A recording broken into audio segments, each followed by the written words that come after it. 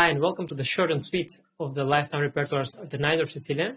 In this video, we're going to touch on some of the exciting lines on the Najdorf, and hopefully you will you'll get excited, interested in the opening, and it will inspire you to start playing the Najdorf, and then perhaps, who knows, maybe even take a look at the actual lifetime repertoire course that I've done. So this has to be short, it has to be sweet, so let's jump straight into it. There's a lot to cover. My approach to this, I finally decided, will be that I will look at most of the variations, but of course there will be no time to cover all of them in great depth, so you will get some idea of what it's going to be like, and I've tried to select a portion of nice and instructive lines that will hopefully inspire you to start your Najdorf journey. So Najdorf is the opening that arises after moves e4, c5, knight f3, d6. This is the c5 is the Sicilian. Najdorf we play against the open Sicilian. Well, open Sicilian is 3d4, c knight d4, knight f6, knight c3, a6. And I will start with the main lines, and slowly we'll go down all the way until we finally will briefly touch upon the second move side lines. So here, one of the biggest lines, perhaps the biggest one, is the line bishop g5, highly theoretical. Let's look at one variation from the sidelines chapter.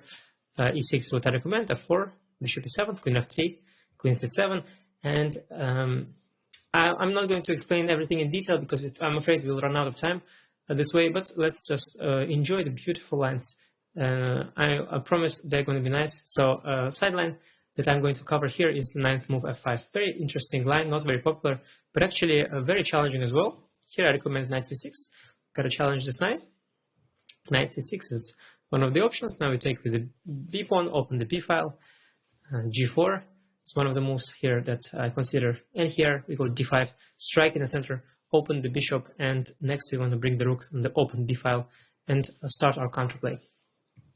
Long castle is the main move, and now rook b8, and we are ready to hit white where it hurts on the b2 square, bring the queen to b6 or a5. The very instructive line is bishop f4, e5, bishop g3. Here we castle first. Now if white goes g5, we can take on e4, and then later the pawn on g5 will hang. That's why white goes h4 in this particular line.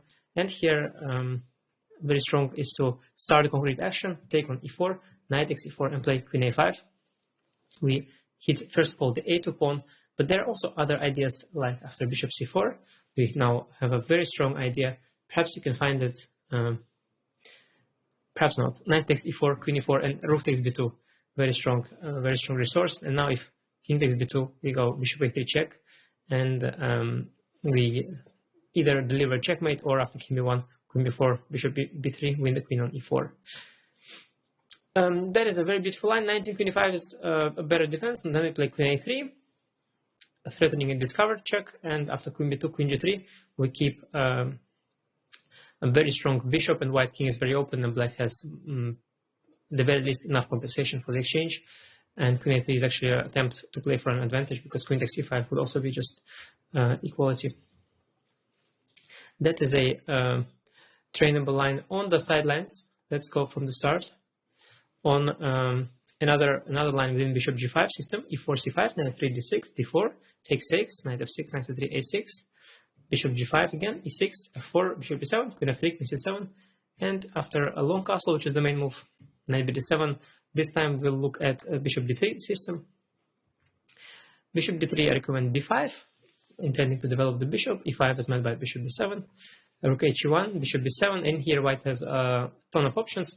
But there is a direct sacrifice, knight d5, which is not the most popular one, but it is actually still quite tricky, and black has to know how to play. So after e d5, knight f5, white is piling up the pressure here on the e file, so black has to run away with the king, king f8, hiding the king from the file, unpinning the bishop, and now e takes d5 is a better move. The line I will show is also very instructive, queen g3. The move is actually losing, but black has to defend very well.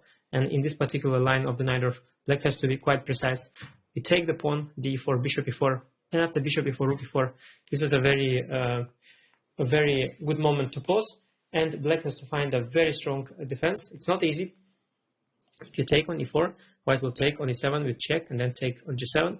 And it's not obvious what to play, but we have a very strong move, queen c5, hitting the knight, inducing knight takes e7, after which we will take then on e4 the rook.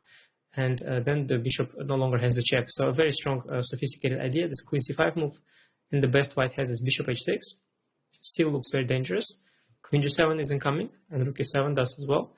But here we take the rook, knight takes e4, and after queen g7, king e8, queen h8, we guard the f8 square with knight f8.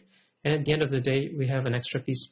So sometimes you gotta do what you gotta do, as they say.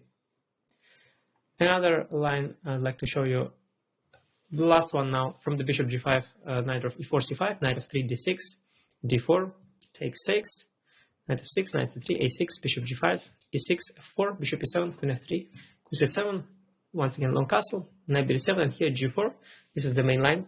And here my recommendation is, I actually give two options, but h6 is the main recommendation. There is an exciting idea after the main move bishop takes f6, but here let's look at the move queen h3. This turned out to be also very testing, and I recommend the move knight c5. And I'd like to show you a very beautiful line after bishop g2.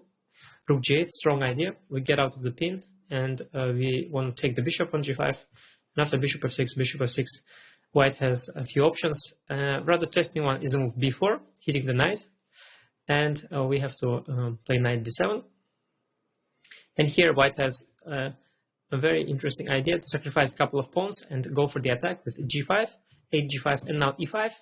And here, if we were to take the e5 pawn with d takes e5, white would unleash knight takes e6. That would be tremendously dangerous, would be winning for white. Instead, black here shows the understanding and makes sure the king is safe by sacrificing the piece with knight takes e5, f takes e5, and bishop e5. And black has a tremendous compensation for the piece. We have a bunch of pawns. If we count it briefly, 3 pawns, which is more than enough, and a strong bishop. The before weakening is going to matter. And here the line continues. White goes rook h1. Very strong idea. Bishop d7, rook takes e5, sacrificing back some material. And after d5, knight b3. Position is very messy. We go rook d8. After knight c5, we play bishop c8. And position is just very, very unclear. But black is not doing so badly here, to use an understatement. Another line I'm going to look at now is the line arising after 6 move bishop e3, e4 c5, knight f3 d6, d4, c knight d4, knight f6, knight c3, a6, and here bishop e3. I recommend the move e5, and first we'll look at the move knight f3. Bishop e7, and the main line here is bishop c4, but also a very exciting line is knight d2, a new challenging line. Knight is heading towards b6 after knight c4. Black has to play b5, and then white plays a4. After b4, knight d5, white has provoked our pawn to b4, and we'll try to use its weakness. We take on d5, e5, and now we castle, and here we get an interesting position. White has some queenside trumps. Our pawn on b4, as I mentioned, is pretty weak, but we want to start our own play on the kingside with f5. That's going to be fun. Knight c4, knight d7 first, developing the knight. a5, and here f5. Starting some play on the king side, f3, and here we start with a very dynamic play. First we go f4, after bishop f2 we go bishop h4. We want to trade the dark squared bishops, and after g3, a very strong and a very concrete idea, e4, nice little temporary piece sack. After gh we go e3 with tremendous initiative. White will have to give back a piece here. These pawns are monstrous. And if white goes f4, then we go bishop g5, and we are happy to have gotten rid of this e5 pawn. We have this e5 square for the knight, and after bishop d3, queen f6, castle, knight e5, we sacrificed one pawn, but we have all these diagonals and files for the attack. We'll play bishop h3, got this strong pressure along the f file, this beautiful e5 square. Black's doing very well here, a very exciting little sideline. The other line, e4 c5, knight f3 d6, d4, c d4, knight d4, knight f6, knight c3, a6 once again. And after bishop e3, e5, I'd like to look at 7, knight b3 here. I recommend bishop e7. f3, this is a so-called English attack setup. White is going for f3, bishop e3, queen d2. Then he was to castle long and push the g pawn. but we don't let him do that. After bishop c6, queen d2, I recommend h5.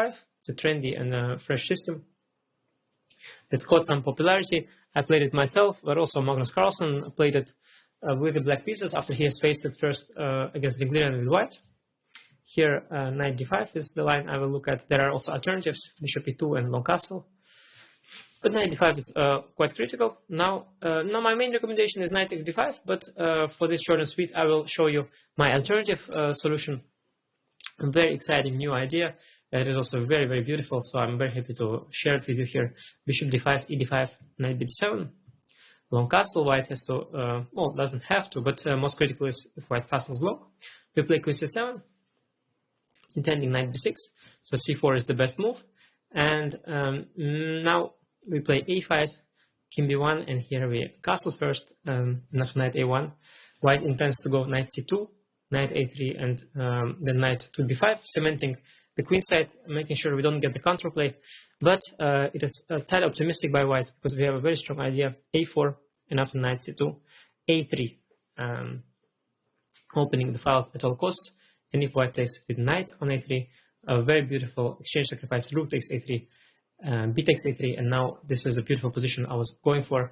If you look at what's happening here, let's say rook a8.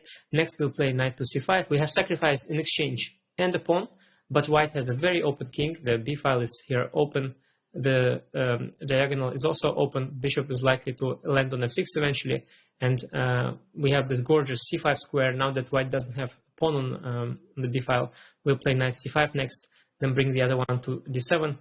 Bishop will come to f6, and yeah, I believe black is the one having all the fun here.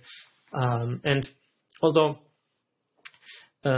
here the engine gives white some advantage, greedy and brilliant defender engine probably will find a way to defend against this attack. But in terms of human play, I think it's a wonderful idea. It's also a new idea. I believe this short castle and then a4, a3 is entirely new, and I think it's a perfect extra option. And again, also I give knight takes d5 in my main course as the main reliable alternative. There, the computer is very happy throughout. That is for the line 6 bishop e3. Another line I'd like to look at is 6 h3, e4 c5, knight f3 d6, d4, c d4 knight f6, knight c3 a6, and now h3. Here we play e5, and I will look at both knight b3 and knight d2. First knight b3, bishop e7 is what I recommend, and g4. The other move is bishop e3, also of course covered in the main course, but here we look at this exciting line, g4 h6, bishop e3, and now the main idea here is b5, knight d5, and now very beautiful exchange sack in my course, bishop b7, allowing bishop b6, queen c8, and knight c7 check. And the idea is that after king f8, knight a8, we take the pawn on e4, and after g1 we take the knight, and we've got a tremendous compensation for the exchange. We've got a central pawn. We might want to push d5 next. Knight will be excellent either on d7 or c6, and the king will find good place on g7, while white king, in fact, is going to be quite weak. An exciting new direction. There aren't any games with this exchange sack, but it seems very interesting to me. Very good compensation, and the engines, all the chess engines, also approve of that. So I believe a very, very cool modern solution. Next, we look once again at the h3 line: e4 c5, knight f3 d6, d4, c9, d4, knight f6, knight c3 a6, h3, and now after e5, knight d2. This is the most popular line here, and now h5 is my recommendation. Want to stop g4, knight g3. G3 is the move we'll consider here. Bishop e7, bishop g2, b5. Yeah, and here there is lots and lots of different options after knight d5, queen d5, and now rook a7. But I will just like to take a look at one very instructive line. Bishop e3, attacking the rook with the tempo. Rook b7, intending knight d7 and knight f6. Queen d2, now knight d7, long castle. And here, now that white has castled long, we will start our offensive on the queen side with b4. White tries to do something on the king side with f4. We go a5, we continue g4, and now a very instructive move. The reason I show this particular trainable line, h4, taking that g3 square away from the knight, very strong positional move. And after, for example, g5, another instructive regroup, rook c7. Rook joins the c file, and after king b1, bishop b7. All our pieces are harmoniously employed. Next, we want to play queen a8, perhaps knight c5, hit that e4 pawn. So a very instructive line within the 6th h3 move. Next up on our list is 6 bishop e2, e4 c5, knight d6, d4 takes, knight takes, knight f6, knight c3, a6, and this time we look at bishop e2, e5, and here I show one line with knight f3 and one line with knight b3. Knight f3, bishop e7 is my recommendation, a simple developing move. Bishop g5. White wants to take this knight and get control over the d5 square. Fine by us. Bishop e6, bishop f6, bishop f6. We grab the bishop pair, castle, castle, knight d5. And now in this line, it's very instructive how we play around the d5 square. We go knight d7, bishop c4. And here there are lots of games in the database. Of course, most players play the natural move, rook c8 or b5. But I would like to offer a very original and a very strong solution, queen to c8. Unusual move, but the idea is that after white defends the bishop, we'll bring the bishop to d8 and open the f pawn. We'll see how it works. Queen e2, b5, bishop b3, bishop d8. And next we want to bring the knight to c5 and prepare f5. So the line goes a3, for example. Knight c5, bishop a2. White tries to safeguard his bishop. Now we go king h8, and we are ready for the f5 push, which will give us plenty of counterplay along the f file. And also it's very good to undermine this e4 pawn. After rook a d1, we play f5, e5, bishop f5, and we're threatening bishop g4, pinning the knights and getting lots of play on the f file. And after knight e3, we go bishop g6, insisting on getting that unpleasant pin. And next we play bishop h5. After rook b6, bishop h5. We're threatening e4, and white is already on the defensive. So a very cool solution here with queen c8. And the other line I'd like to show you is bishop to knight b3. So e4 c5, knight d6, d4 takes, knight f6, knight c3, a6, bishop e2, e5, and now knight to b3. Bishop e7 is my main recommendation. I also give bishop e6 as an alternative in my course. Very interesting, castle, castle. We'll look this time at bishop e3. There are lots of alternatives, of course. Bishop e6, queen d3, knight b7, and knight d5. This is one of the modern main lines. After bishop d5, ed, we get this very typical and a very complex strategic position. White's got majority on the queen side, we've got majority on the king side in the center. And here there are hundreds of high-level games and thousands of corresponding games, but there's only one game with the move I'd like to recommend, and that is played by one of the best theoreticians, Indian player Surya Shekhar Ganguly. He was a trainer of Vishy Anand and then became also trainer of Hare Krishna Pentala. And yeah, he's come up with this beautiful idea, h5, intending knight g4, and it works wonderfully in our main line that I'd like to show you. A4, white is trying to get his play as well. We play knight g4,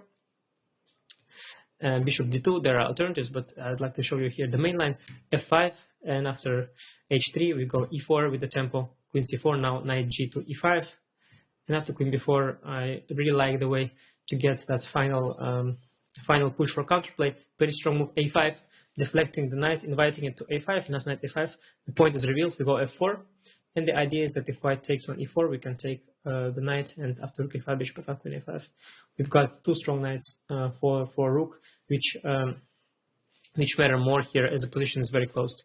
So this is the exciting little trainable line in bishop e2. Next is 6 move bishop c4. We start from the start, e4, c5, knight d6, d4, takes, knight f6, knight c3, a6, and here 6 bishop c4. And here after bishop c4, there are plenty of lines. I'll just show you the the most beautiful one, and actually this one, for a change, I decided to show a line where white is the one playing very beautifully. I think he deserves this. You know, we shouldn't only see the beauty from our side, but also from our opponent potentially. So we go here e6, bishop b3, now b5. Important move order. Explain, of course, all the details in the course. I will not repeat that too often, not to bore you. You obviously understand. I obviously understand that, but do forgive me that I don't take the time and explain you all the intricacies. There is just no time as we go over so much material now so quickly. Anyway, the line I want to show you is bishop g5, bishop e7, queen f3, queen c7, e5, bishop b7. White doesn't win any material. The queen is attacked. E d6, bishop d6, queen e3. Now we pin the knight with bishop c5. We don't let any knight e6 sacrifices to happen. But the beautiful thing happens after long castle, knight c6. Knight on d4 is hanging. If the knight moves knight b5 or knight e6, there is bishop takes e3 with a check. So it seems as though white has to start defending, but it's not the case. He has a very beautiful queen sack. Queen takes e6. Beautiful idea, one of the most beautiful ideas in the opening you will probably ever see. Here we take the queen, knight takes e6, the queen e7. After rook h1, there is a remarkable position. White has sacrificed the queen for just 2 pawns, nothing more. But he's got this tremendous knight, and our king is extremely exposed. The rook is tremendous, bishop, and the other bishop cut us from all sides. The rook on d5 is also doing a brilliant job, and here black would actually be in trouble if not for the fact that we have a queen for just 2 pawns. So we can return the queen for just 1 piece and still be up on material. That's what we do. We play queen takes e6, and after rook takes e6, we play knight e7, rook d e1 is the follow-up. Now in the endgame already, there's not much to fear. In fact, we've gotten rid of this very strong knight, and we have a piece for just 2 pawns. Best move is rook d e1, and now we castle long. And white has to be accurate to keep equality. He takes on f6, gf6 plays knight e4. And after bishop e4, rook e4, f5, rook e5, bishop e6, rook e7. White wins back quite some material.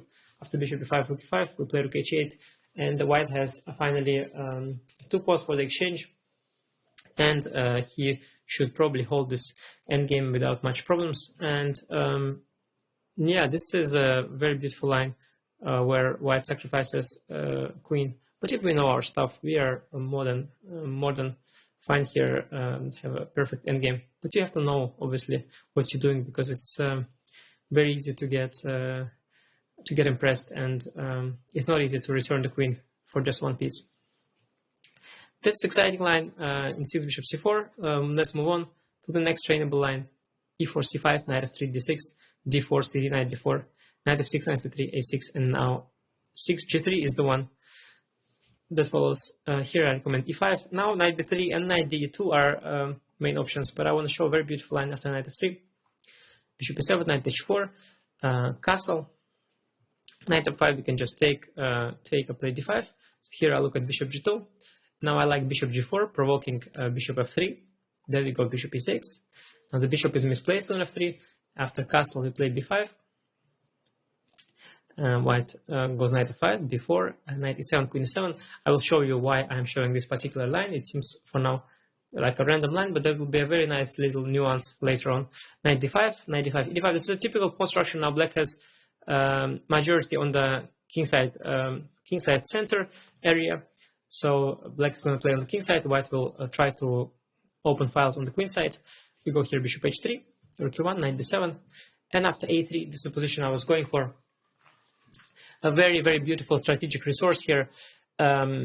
White is about to activate his a1 rook and get some play on the queen side, but here we don't pay attention to material. We focus on activity of pieces, and we go b3. Brilliant strategic move, making sure the rook on a1 stays inactive at the cost of a pawn. And after cb, then we focus on our own play with f5. And then we want to push e4, jump with a knight to e5, or also go f4 in some lines. We play on the king side, but with this b3 sacrifice, we have stopped white from activating his rook. I think it's a very beautiful resource that I wanted to share with you in this line that arises after 6th move g3. I am sometimes looking down here because I have a list in which there is the right order of my trainable lines, so I don't want to have the order wrong. So that's why occasionally I will do this very sneaky looking down thing. Don't think I'm doing anything naughty. Anyway, e4, c5. Next we'll look at 6a4, knight f3, d6, d4, cd, knight d4, knight f6, knight c3, a6, and 6a4. Repositional system.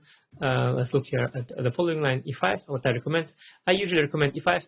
Yeah, in this trainable line, I would like to showcase also that Najdorf can be a very positional opening. It doesn't have to always be about sacrifices.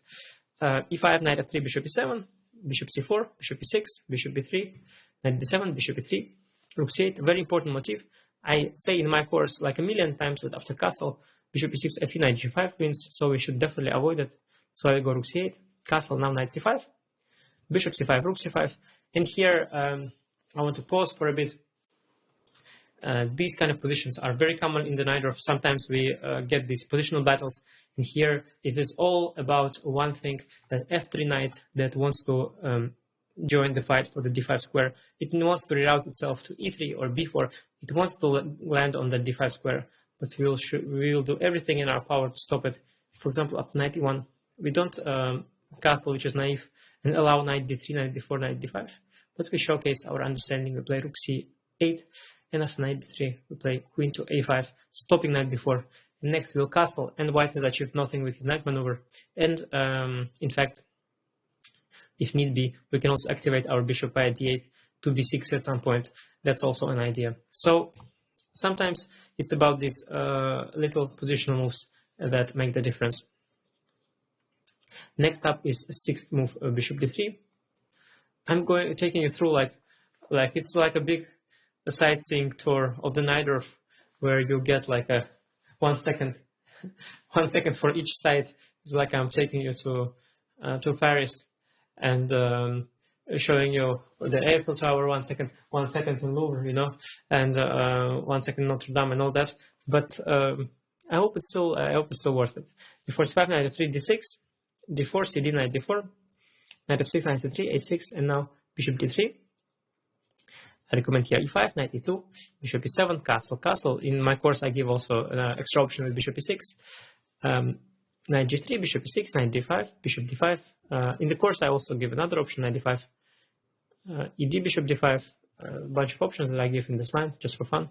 Ed g6, stopping knight f5, c4, the main move, and now knight b7. It's a fascinating position that I talk in great detail about. But here I'd like to show a trainable line, bishop h6, the main line, rook e8, rook c1, knight c5, hitting this bishop, bishop b1, and now a5. And here we start observing how the fight for dark squares goes. White goes b3, going for a3 before. If he goes a3 right away, we go a4. b3, now we play rook b8. Now a3 is met by b5. White is not in time to get his avalanche going. So white tries f4. This happened in Nepomniachtchi against Wojtaszek, and here Wojtaszek here took on f4, I believe, and it was also fine. But I give an extra option, bishop f8. And the following line is very instructive. I really like how it all works out for black move by move. White goes bishop g5. We take on f4, rook f4, and knight c7. And here, black has tremendous dark square control. We've got this potential outpost on e5. The c5 square is diagonal, and we've got all these squares. Everything is great, but white has a huge pressure along the f-file. Knight on f6 is under enormous pressure, so it will be a very close battle. Who will prevail? But I really like how black manages to defend himself. After queen f3, we go bishop g7, rook f1. It seems as though white is going to break our defense on the f-file, but we have a check first, very important. King h1, now knight e5 with the tempo, hitting the queen. And next, after queen d1, we can play knight fd7, and suddenly everything is guarded. f7 pawn is protected by the knight. Queen managed to step out of the pin here. So we got this perfect regroup. And now with the knight on e5 and everything protected, it's our turn to start the play, and we will play on the queen side with a4. We might want to open the a-file, bring the rook in, and so on and so forth. Very instructive regroup here, starting from this moment. Bishop g7, queen b6, knight e5, knight fd7. I think it's very, very pretty. That is our bishop d3 variation. The other thing I would like to show is after e4 c5, knight f3 d6, d4, cd knight d4, knight f6, knight c3 a6, sixth move f4. Here I recommend d5 as well. A main move is knight b3, not very dangerous either, but here I'd like to look at knight b3, knight c6, f5, and bishop e7. f5 is a bit premature when bishop is on c8, when it doesn't come with a tempo. I speak about these positions a lot. Usually black has a good follow-up, so here I like this move bishop e7. And after bishop g5, there's a very nice tactic. Hope you can find it. That's indeed knight takes e4. If bishop e7, there is knight takes c3, taking the queen as well. After white takes our queen. And if knight e4, we take bishop g5. Now after knight d6, we can play king e7. The best white has is queen h5, hitting the bishop on g5. Then we take the knight, queen g5 and queen f6. Now king is very safe. We want to win the f5 pawn, and the endgame is going to be slightly better for black. Just sweet little tactic. Why not? Next on the list is sixth move. Knight b3, e4 c5, knight f3 d6, d4, cd knight d4, knight f6, knight f3, a6, and now knight b3. One of the sidelines, one of the very sidelines.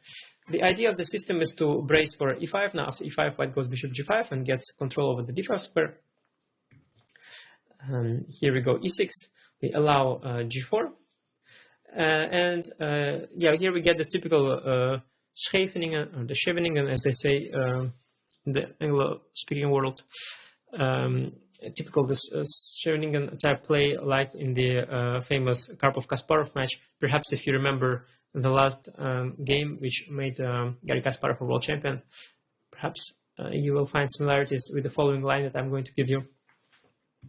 b5, a3, bishop b7, bishop g2, knight f d7. We anyway have to dodge g5 push, g5, knight c6, h4, bishop e7, f4. White is trying to push on the king side, advance. We'll not worry. We'll start our counter play, knight b6. Knight is heading to c4, f5, castle, queen g4, principled and threatening. White wants to take on e6, but moreover, he wants to go f6, trap our bishop. We have to address that. We go ef. Now we play rook e8, threatening bishop f8 check. And after castle, we play knight e5. We want to trade these bishops. After queen h3, bishop g2, queen g2. Here, very strong sequence starts. We grab, first of all, some squares in the center with d5. And after f6, we go bishop d6, f g7. And now, very strong, typical Sicilian play. We, of course, let the pawn on g7. Staking it would be very bad. The pawn is well known to be a protector of the king. Even if it's a white pawn, it doesn't matter. It shields the king a little bit. And now we start exposing white's weak king with a very strong idea, rook c8, introducing the idea of rook c4, rook g4 in the position. And I really like this typical Scheveningen takeover of the initiative here. And if knight d4, knight coming to f5 is not really happening because of bishop c5 beating the knight. So this is a very instructive line. And with that, we had our little sightseeing tour of the Najdorf. But of course, the course is also filled with sidelines. So I'm going to share with you quite a few. We'll work backwards. So first sideline on move 4, e4 c5, knight 3 d6, d4 cd. Here queen takes d4. Let's look at this here. Knight c6, bishop b5, bishop d7, bishop c6, bishop c6, knight c3. This is a very old sideline, quite popular.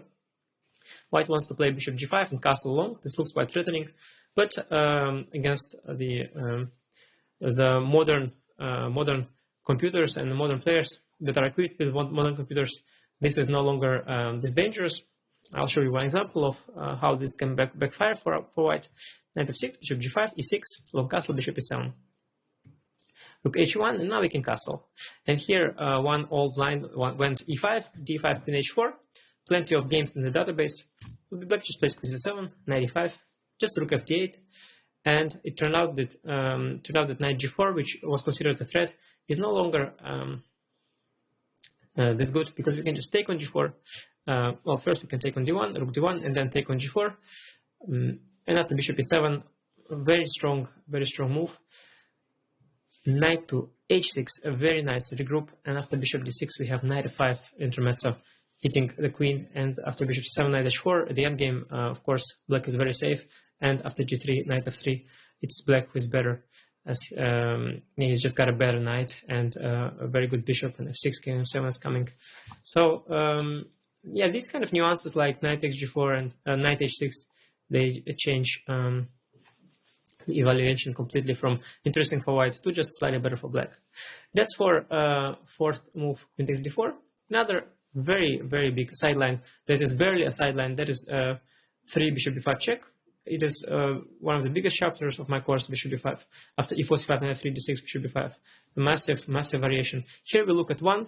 We look at a very beautiful one, by the way, and a very beautiful novelty will be shown here. So brace for it and enjoy. Knight d7, castle knight a6, bishop d3, knight f6, rook e1, e6. And here, main move is c3, but also very popular is the move a4, stopping b5. Here we played b6, we have to develop the bishop, c3, bishop b7. And now, if white plays bishop c2, we have c4, not letting d4 to happen. And so many players have played queen e2. In fact, Peter Svidler himself played it twice. And here, nobody has found the following reply, which is very strong, immediately pointed out by the modern the strongest modern engines, and that is a g5, very beautiful push, using the fact that white's pieces are misplaced, queenside is underdeveloped, and the queen on a2 is very badly placed, as we'll see. If knight takes g5, we go rook g8, the rook comes to the semi-open file, knight f3, and now hitting him with d5, opening this b7 bishop, and after e5, we go knight h5, and next we come knight f4 with the tempo, queen is hanging, d4 is coming, and these pieces are still underdeveloped. Rook on g8 is doing a great job. Tremendous line, huge idea g5. Black is almost winning after g5, practically speaking, and also objectively black is much better. Just a huge novelty, never been played before. And you get it here, the shortest sweet course. Isn't it beautiful? Okay, another e4, c5, knight 3, d6. Another thing I'd like to look at is a third move, sidelines. In this context, it's knight c3. Yeah, this is going to be a nice little tactical exercise that I want to share with you. You will enjoy that. Knight f6 and h3. This line was played against me by Hikaru Nakamura. I think also Alireza played it. Alireza Firuza. White is trying to move order us into something, but it's fine. We play knight c6, d4, c8, knight d4, e5, similar to the Najdorf, a little different. But it's fine. White's h3 move has not been very useful. Here, Hikaru played against me knight c6 in 1 hour blitz game, and after bc, yeah, we got this typical structure. It's always okay for black. C6 pawn controls the d5 square. It's close to the center, but position is not very remarkable. But down the line, there's going to be a nice tactic that I would like you to solve.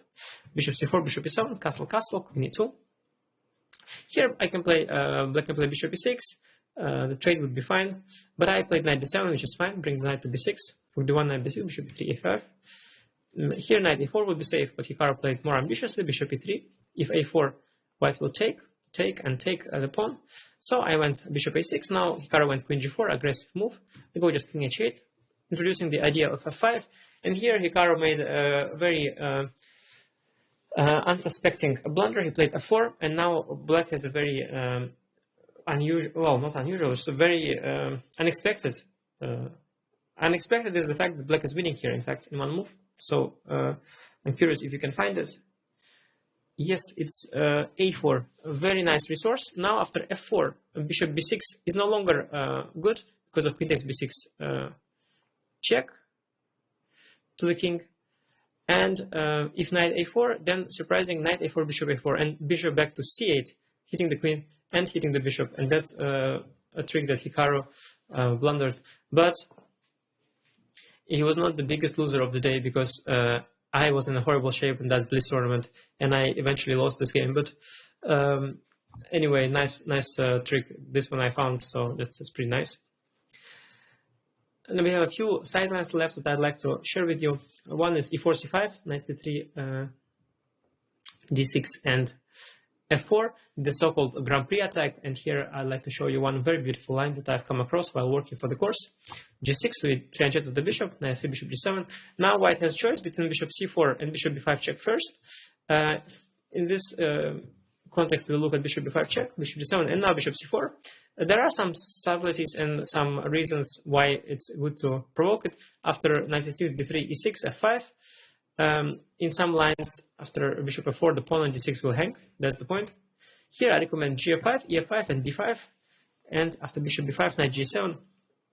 It's a messy position. Let's just look at the line I show because it's beautiful. Bishop c6, bishop c6, fe, queen e2. Now I recommend the pawn sack, castle, queen e6, king h8, bishop g5. We're pinned, but we go d4. Knight e4. If takes on e7, we have rook e8, and we win back some material there on the pins. But knight e4 is the main move. Now queen d5, and if white takes the knight with queen e7, we have a very, very beautiful follow-up rook e8. Queen is escaping, queen c7. White has a full piece up. But there is rook takes e4. Now white has a rook up, but after d, queen d4, king d2. Now very strong move d3, threatening queen b4, but mainly queen 2 first, of course. Here white has huge problems, despite being a rook up. We have a huge attack. Bishop on g7 is strong. King is terribly weak, and yeah, that's a very beautiful line I wanted to share with you as well. In the Grand Prix attack, if black knows his stuff is not clear, who will be attacking. And finally, a couple more sidelines after e4, c5, c3. We play the so-called alapin. White wants to grab center with d4. Here we played knight f6, hitting the pawn, e5, knight d5. And I'll give you another very beautiful line that I've come across while studying the alapin. Knight f3, d6, d4, cd, queen d4. Dangerous sideline. If you don't know it, e6, knight b2, knight c6, bishop d5. It's quite tricky. Bishop d7, take, knight c4. And I know it's tricky because I once faced it in a blitz game and I didn't manage to solve my opening problems with black. I was not well prepared.